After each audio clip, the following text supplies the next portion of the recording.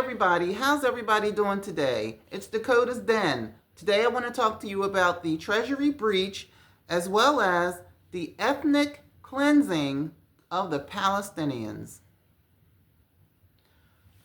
Good afternoon, everyone. Listen, I had to come on today. I am so tired of talking about politics, but you can't help it. You can't help it. Here we are today in all of this mayhem with the new regime. They're saying some crazy things. I'm trying to stay impartial. I used to say I'm not a Democrat, I'm not a Republican, and really I'm not either, even though I didn't vote for Trump.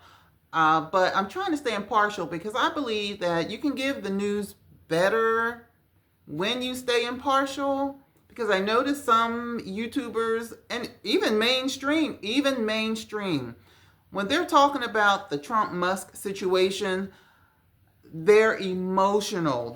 We're human. We all get emotional. I'm trying to fall back and not be emotional. But I noticed everybody is up in arms. It looks like hair's getting grayer. Everybody's turning red when they talk about it. It's just too much to handle. It's just too much, and it's a lot of stress. So today I just wanted to talk about the treasury breach as you all, and the Gaza Strip. Okay, as you all know, Musk and the workers that he hired to work for him, the young men, from what I understand, ages 19 to 24. And I have a son that age, so I know how they think. They breached the Treasury Department. So right now, America, right now, all of your information is out there. We don't know where it's going. Okay, from what I understand, from what a senator was saying on the TV this morning, and I'm going to show you that clip, it's illegal. We can't have our information floating out here. Your medical bills, your medical situation, your welfare payments to you, your mortgage payments, your credit cards. Anytime you do money transactions with the government, which we all do every day, it's out there. Doge, Musk, and the young men that he worked for, they have all of our information. To me, that's disturbing. It's disturbing. Who knows what, so everybody, sometimes people think weird things. Somebody might say, well, I'm going to grab me 1,000 of Social Security numbers and I don't know, sell them or whatever. I don't know, but it just don't seem right, and I know it's not right because I've been listening to a lot of lawyers and a lot of the senators on TV. But anyway, I want you guys to listen to these clips I'm going to show you because you are not going to want to miss this. Listen, Trump and Netanyahu was sitting having a meeting, and the meeting was taped, and you're going to hear a lot about what they said, and it is unbelievable. Trump wants to own Gaza.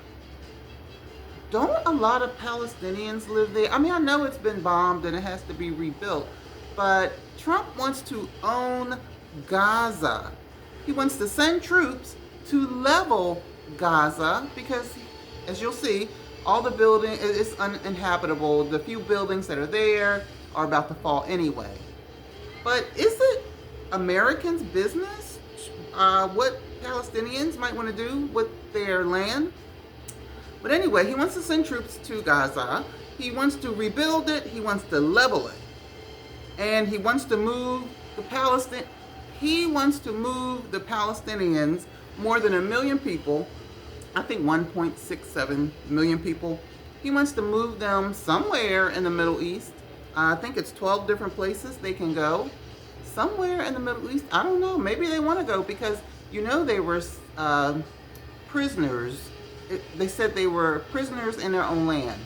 They couldn't go into the water. They couldn't go out to this side on Saudi Arabia. They couldn't go on that side.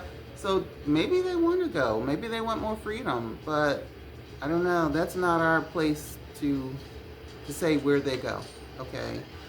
Now, this is what Trump said, what he wants to do with the Gaza Strip. Are you listening? He wants the Gaza Strip to be, quote unquote, the Riviera of the Middle East. What? What does he think this is? Trump Tower in Atlantic City? The Riviera of the Middle East.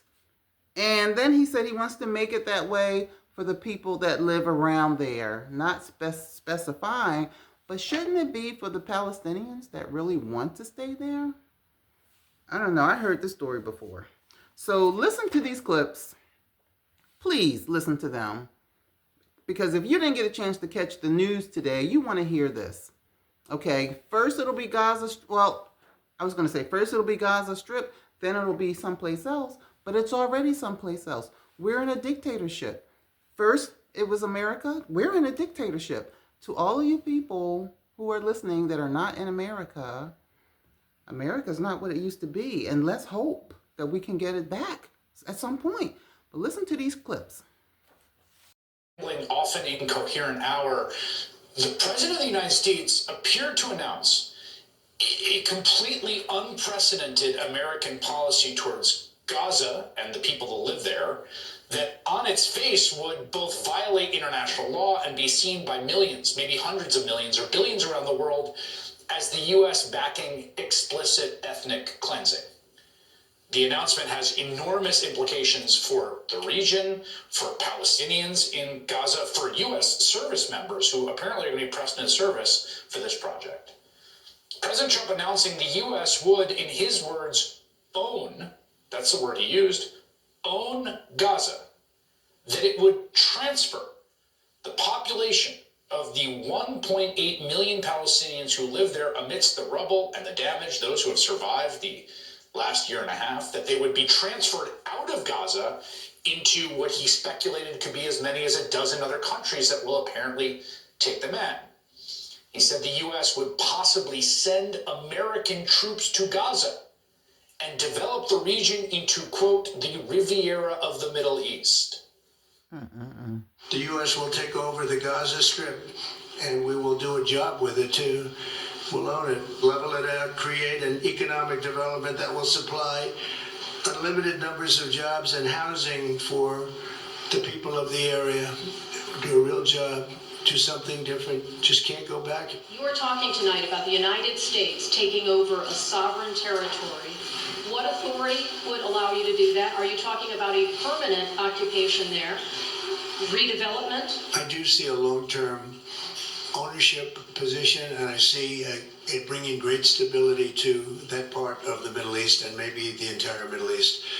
And everybody I've spoken to, this was not a decision made lightly. Everybody I've spoken to loves the idea of the United States owning that piece of land, developing and creating thousands of jobs with something that will be magnificent in a really magnificent area. We have an opportunity to do something that could be phenomenal. And I don't want to be cute, I don't want to be a wise guy, but the Riviera of the Middle East, this could be something that could be so bad, this could be so magnificent. Now, it's a little unclear whether this was an announcement of a new policy, although it seemed to be something he deliberated on, the commander-in-chief, or it was just Donald Trump riffing off the cuff. But again, he said all this on stage with Benjamin Netanyahu after the two men had met in the Oval Office, so it seemed to be a formal policy announcement. But again, he said all this on stage with Benjamin Netanyahu after the two men had met in the Oval Office, so it seemed to be a formal policy announcement. The President of the United States saying that we need to try something new in the Middle East, and apparently something new means the American occupation and forced depopulation and expulsion of sovereign territory currently inhabited by 1.8 million people. Senator Chris Van Hollen is a Democrat of Maryland. He sits on the Foreign Relations Committee. He's been very outspoken about U.S. policy in the Middle East. He joins me now. Senator, I guess I just first, this appears to be an actual announcement of current U.S. policy that we will own Gaza, that we will go in, and that U.S. troops might be sent. Your reaction? So, Chris, I think we need to reiterate what the President of the United States just said, and you said it, but it bears repeating. He just said that it will be United States policy to forcibly displace 2 million Palestinians from the Gaza Strip That is ethnic cleansing by another name. He said the United States would then own the Gaza Strip and that we would develop the Gaza Strip and that other countries would take these Palestinians. He says he's talked to a lot of people and they think it's a great idea. Well, we know that just a few weeks ago, the Arab countries, key Arab countries, had an emergency meeting and responded forcefully against this idea and said it was unacceptable. So what the president is doing here is really throwing a match on an already very volatile region. This is something that Iran and our adversaries will celebrate. The super far right wing in Israel will celebrate. In fact, Ben Gvir, one of the farthest right members, has already tweeted out his support for the president's idea. So this is a very volatile mix in addition to being despicable in so many ways. Yeah, there's a few dimensions here, it's worth, and if I sound a little stunned, it's because I really am. The forcible expulsion of 2 million people is an atrocity. That's the kind of thing that, if any other nation state does it, we view it as an atrocity. You can't forcibly expel people. I'm not even clear. I mean, it's obviously violation of international law. I'm not even clear that he has American legal authority to do something like this. Well, certainly he doesn't have the legal authority to deploy American forces, right, to push 2 million people out of Gaza. That would require congressional authorization. He also, of course, ran on being the president who was going to stop all wars, not get us in the middle of more conflicts. So this is why it is such a jaw-dropping moment for the American people and the country, for the president of the United States to say, as you say, I mean, this isn't just like a paper violation of international law. It is ethnic cleansing by another name. And it will certainly embolden our adversaries. And it is really going to, worry is a soft word, it's going to scare our friends. And this is a moment, Chris, for the Arab countries to tell President Trump that they meant what they said, that they oppose this idea, and that they believe that the only way to secure long-term peace and stability and dignity for Israelis and Palestinians alike is through self-determination for both peoples and a two-state solution. That's what they've been saying. This is really going to be a moment to look carefully at how they respond. There's a moral dimension, there's a strategic and legal dimension, but there's also a security dimension here, and you alluded to it, but I think it's worth spending some time. The U.S. has tens of thousands of service members deployed in the Middle East. The President of the United States has just announced to the world that they are soon to be used for a project of ethnic cleansing in the most volatile, sensitive region in the world, and I can't help but feel like has essentially painted a target on the back of every service member in the region. Well, that's exactly what he's done, because this is the most sort of volatile, toxic mix of ideas that you could bring together at this particular moment. And so it will be a moment of great danger for Americans, whether there are servicemen in the region, there are embassy personnel in the region.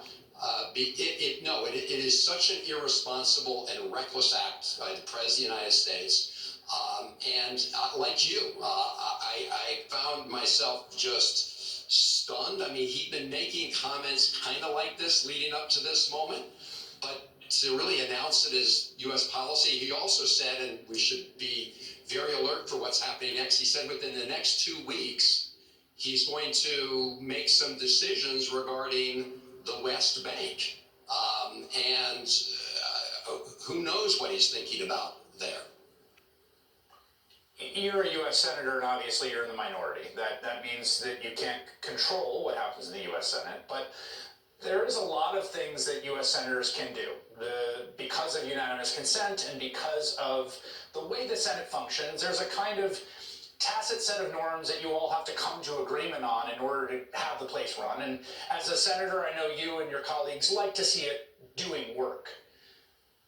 At what point does it become important to use every procedural means to essentially bring the body to a halt until this policy and what's happening with Elon Musk and USAID and what seems to be a raft of flagrantly illegal actions are stopped or curtailed? Well, I think that moment is now. I think that moment is now. And look, a group of us were outside the Department of Treasury today, essentially saying we cannot have business as usual. We're not going to let Elon Musk take over the government of the United States and take these illegal actions to stop federal funds from going to our communities, from trying to replace merit-based civil servants with political cronies, take over the payment system and get access to people's social security numbers. So that is now, which is why Senator Schatz and I and others have said in response to the AID action that we're going to shut down any nominations with respect to Trump appointees in the foreign policy sphere. But I think we need to go more broadly. I've been a very clear advocate for no business as usual, given all of what's happening around our country. I mean, the President of the United States just announced the U.S. is going to back ethnic cleansing of 2 million people. I just... Unbelievable. Senator Chris Van Hollen, Maryland, thank you for making time tonight. I really do appreciate it. Wow. Chris, thank you. Phew. In NBC's Gabe Gutierrez in Washington, NBC's Vaughn Hilliard is on Capitol Hill for us. Carlos Curbelo is a former Republican congressman from Florida and an MSNBC political analyst. Lisa Rubin is an MSNBC legal correspondent. So, Gabe, I mean, this is all part of the plan as it was all along, right? Move fast, break things. Yeah, that's the point, Chris, isn't it? And the White House will say that this is what they believe the American people voted for. They want to cut, what they say, waste from the federal government, and this is what they say, that they're moving very quickly to do it. Of course, there are plenty of legal questions here on whether they can do this, but they do plan to move quickly. And as there's so many questions about Elon Musk's role in all of this, now White House officials say we wouldn't be paying so much attention to this if it wasn't Elon Musk, for example. Even though he's a billionaire with billions of dollars in federal contracts, they see it as more of a process story. And what they're trying to focus on is this cutting of wasteful spending as they see it. Now, yesterday, President Trump was asked about Elon Musk's role in the Oval Office. Let's listen. Elon can't do and won't do anything without our approval, and we'll give him the approval where appropriate. Where not appropriate, we won't. But he reports in, and it's something that he feels very strongly about, and I'm impressed because he's running obviously a big company. It has nothing to do if there's a conflict that we won't let him get near it. But he does have a good natural instinct. He's got a team of very talented people. We're trying to shrink government. So Musk is a special government employee, essentially not a volunteer, not a full-time employee, but he can only work 130 days on any given year, Chris. But the thing is that he can say he worked, say, a half day, for example. That only counts as a half day. But again, the Trump administration says that this is what the American people voted for, Chris. Gabe Gutierrez, thank you for that. So, Lisa, there's a key question here about accountability. It's about the law. I guess it's about the Constitution. He was never elected, never confirmed by the Senate. As a special government employee, that's the proper term. Are there no rules, no limits? Well, let's take Elon Musk out of it for a second, because you're right, Chris. He's not elected, he wasn't confirmed, and yet he is lawfully appointed as a special government employee. But think about the things that are being done in his name. Are those lawful? Is there accountability for those things? When I think about the fact, for example, that Treasury officials were forced to give access to a number of people allegedly acting at Elon Musk's direction to a payment system, there are some limits for that. For example, the Federal Privacy Act says that just no ordinary person is allowed to gain access to the Treasury's payment management system. There are rules and regulations around who can get access to that, in part because that contains many of our most sensitive and private information. The fact that DOJ employees went and got that access, we don't know whether they had the appropriate security clearances to get it, but certainly they are not people who are authorized by the existing legal framework to get that access. And on that basis, the AFL-CIO and others have sued for those actions. So there's a legal part of this, Vaughn. Let me ask you about the political part, because Democrats say they're determined to stop Musk, but what can they actually do? I mean, and maybe a key question, can they expect any help from Republicans?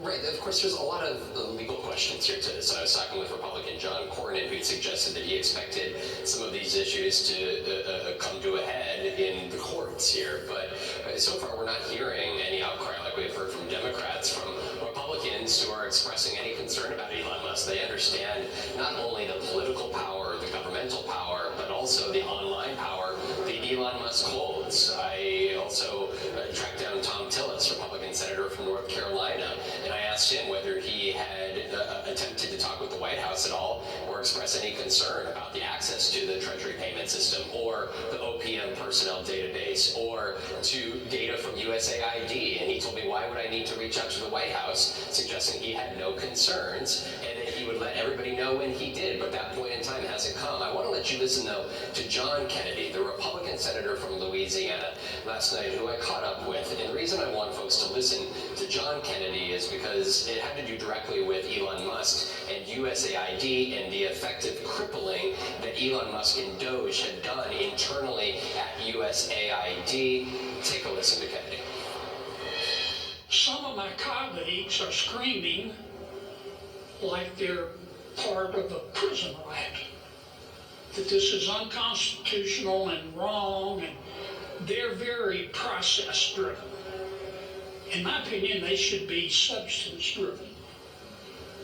By that I mean, the central question here is, what were we spending taxpayer money on? Whether the president had the authority to do it, and the allegations that Musk is copying down everybody's social security number, I think that's a distraction. Whether he has the authority to do so, Elon Musk and the president, and suggesting this is a conversation that shouldn't be about process, of course, as the congressman could attest to, so much of over the decades of American governance has been very much focused on the separation of the branches and understanding that Congress does have not only oversight of agencies, departments, but also the congressionally appropriated funds must ultimately be dispersed. I think that this is really going to be a conversation that is still so far from ultimately coming to a head. It's just beginning here up on Capitol Hill. Okay, you see, I mean, there was many more clips, but I didn't want to put too many on. So right now we're in a constitutional crisis, and I saw where there's a lot of Democrats. They're rallying. They're just on the mic. I can't remember what they were in D.C. today. I'm pretty sure there were other places because there was a lot of them. But they're rallying. They're saying they're not going to stand it. This is not a dictatorship. Their senators can do things. They're kind of limited, but they have the most power right now. I don't know what's wrong with Congress. Congress is just out on the beach sipping margaritas somewhere. I don't know. But it said that, a specialist said that it's in the beginning of the presidency. We have to wait to see what's going to happen. It's only been 2 weeks. Seems like it's been 2 years. But it's been said to give it time because the Republicans, they will jump on board. Especially normal Republican, not rich ones, but like you and me. Just normal, low to middle. Well, I won't even say middle anymore. We're all low class. All of us low class. You'll jump on because you're going to be hungry. Everybody's going to jump on because a lot of things that they're doing is illegal. And it's being said that eventually Congress will come off of the beach and jump on board. So I just had to come on and bring that to you guys today. I'm trying, I got a lot of information on other things that we used to talk about, but I'll get into that in another video that I'm going to do later on today about Diddy, who has 10 new cases coming out. Beyonce is said to have moved out of their $200 million mansion. It's just so much going on. But I just had to bring you the important stuff. Okay, we're not worrying about Beyonce moving out of a $200 million mansion into a $100 million mansion. We're not worried about that today. Okay, so everybody, it's a short video, but it was short, but it was impactful. It was impactful. So if there's anything you can do, get out there and rally. I know you're not Congress. I know you're not senators, but it's got to be something that can be done because I'm not comfortable. I'm not comfortable, and this whole thing is disturbing to me. So everybody have a great day, and I am sure I will talk to you later. And please give me a thumbs up and subscribe because I love coming on YouTube, giving you guys the information. See, I wasn't emotional, right? I was cool. I was calm. I didn't get in an uproar. I didn't curse anybody out. I didn't say one curse word today. So I have to learn. So have a good day, guys. And I just wanted to say, I put pictures up most of the time at the end of my videos, and they're pictures that I painted myself. So if anybody's interested in any of them, just send me a message and we can talk. Okay, have a good day. Bye.